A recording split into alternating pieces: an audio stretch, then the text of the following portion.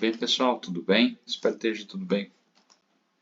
Bem, pessoal, tudo bem? Espero que esteja tudo bem com todos, tá certo? Estou só regularizando aqui o som. Agora sim. Espero que esteja tudo bem com todos. Nesse momento, nós iremos fazer apenas uma recapitulação dos conceitos construídos ao decorrer do curso até agora, tá certo? Então, assim, esse momento é viável, é proveitoso, ele é salutar porque muitos dos conceitos a gente vai construindo, necessário ter um momento de revisão. Nós fizemos esse momento de revisão na sala, mas também seria bom fazer esse momento de revisão, deixar ele guardado, e nada melhor do que um arquivo virtual para isso, tá certo? Então, a primeira definição que nós tivemos foi que o conjunto infinito é aquele que não é finito, não é? Então, assim, mas primeiro a gente tem que entender o que seria um conjunto finito, não é isso? O que seria um conjunto finito? Vamos agora denotar o conjunto IN da seguinte forma: dos números naturais, né, os x pertencentes aos naturais, tal que esses números eles vão de 1 até o número n, tá certo? Vamos ver se a gente poderia denotar de outra forma. Assim, ó, o número 1, 2, 3, 4, 5 e assim sucessivamente até o número n. Esse conjunto ele não é finito, tá certo? Ele tem o último número, que esse número é o n, tá certo? Ele é um número natural. Então vamos exemplificar aqui. Se eu tiver o i1, o conjunto vai ter apenas um elemento. Agora, por exemplo, se eu tiver o i4, então o último elemento dele vai ser o 4, começando por 1, 2, 3 e 4, ok? Tá certo? Então, assim, um conjunto X, ele é finito quando nós podemos realizar uma bijeção entre esse conjunto N e esse X, certo? Então, só para podermos recapitular, né, nós estamos fazendo isso. Então, como é que seria essa bijeção? Vamos supor que esse conjunto X, a gente escreve um X bem grandão, um conjunto, né? Ele tem esses seguintes elementos, ó, X1, X2, X3, é quase um Y, foi? X4 e assim sucessivamente, certo? Então, o que é que seria uma bijeção? Seria o seguinte, ó, o f de 1 desse conjunto aqui, tá? Eu vou fazer assim, eu vou fazer uma limpeza, aqui em todo o quadro para a gente poder melhorar essa situação, né? Fazer uma limpeza aqui em todo o quadro. Deixa eu só limpar aqui para ficar melhor. O quadro já estava bastante sujo. Qualquer dúvida você volta aí o vídeo, tá certo?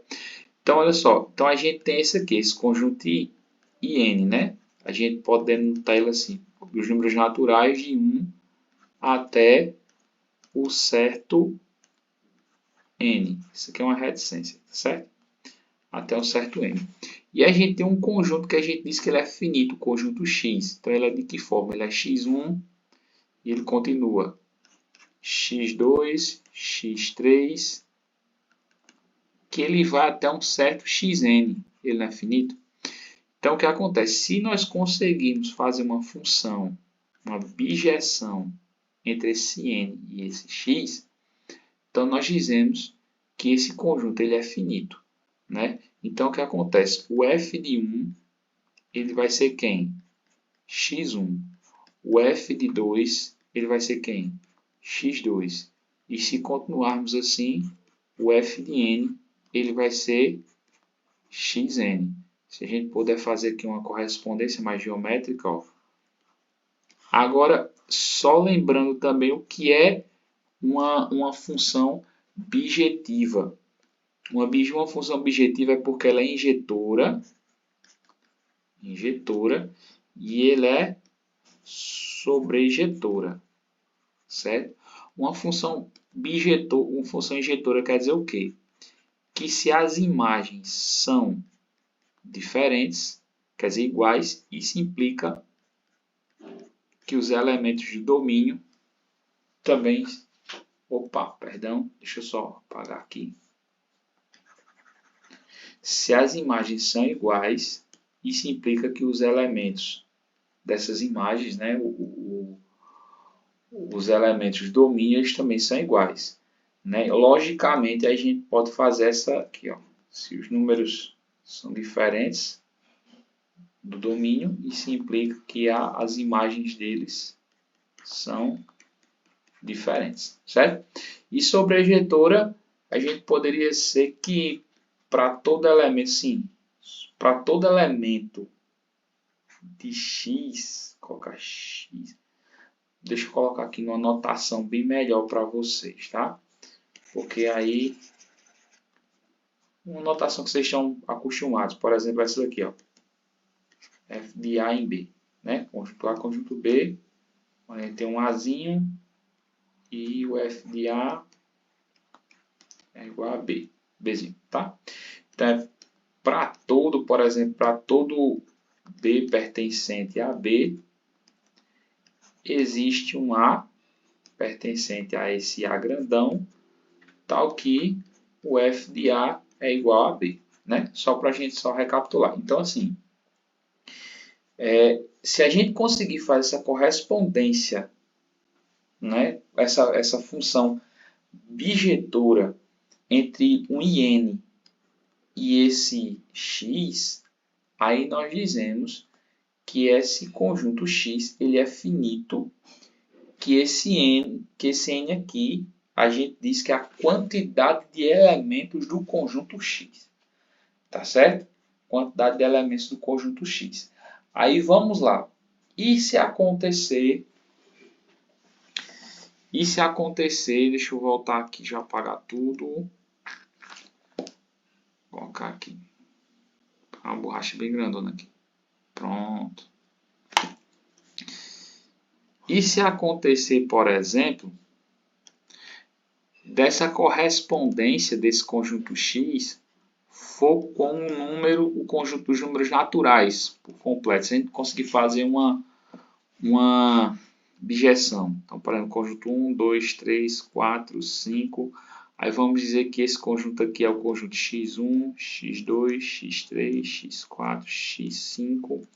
Esse aqui continua infinitamente e esse aqui também continua infinitamente. E a gente consegue fazer uma bijeção, né?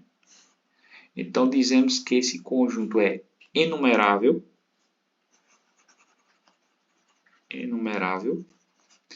Dizemos também o que é que a gente pode dizer, ou seja, o que é enumerável. Isso também é uma forma de contagem, né? Isso é contagem, definimos contagem. Mas com o conjunto finito nós definimos contagem, né? O IN é uma forma matemática de definirmos contagem. Agora, esse enumerável, o que é que nós queremos dizer? Que a quantidade de elementos de x é a mesma quantidade de elementos dos números naturais. Ou seja, a cardinalidade, a gente escreve assim, a cardinalidade do conjunto dos números naturais é a mesma que x. E se a gente for escrever a cardinalidade do conjunto dos números naturais, nós chamamos de Aleph zero, certo? Nas nossas aulas também nós entendemos que essa bijeção entre os naturais, ela também pode ser feita entre os naturais e o conjunto dos pares. Nós podemos formar uma bijeção entre naturais e o conjunto dos ímpares, vou colocar assim, ó, I, N, só para dizer que é ímpar, tá? Então, nós podemos fazer uma bijeção, né? Deixa eu colocar aqui de uma outra cor aqui, uma bijeção H, entre os naturais e o conjunto dos inteiros. Nós conseguimos fazer uma bijeção J, né? Não, melhor o J não, J a gente quase não usa J, né?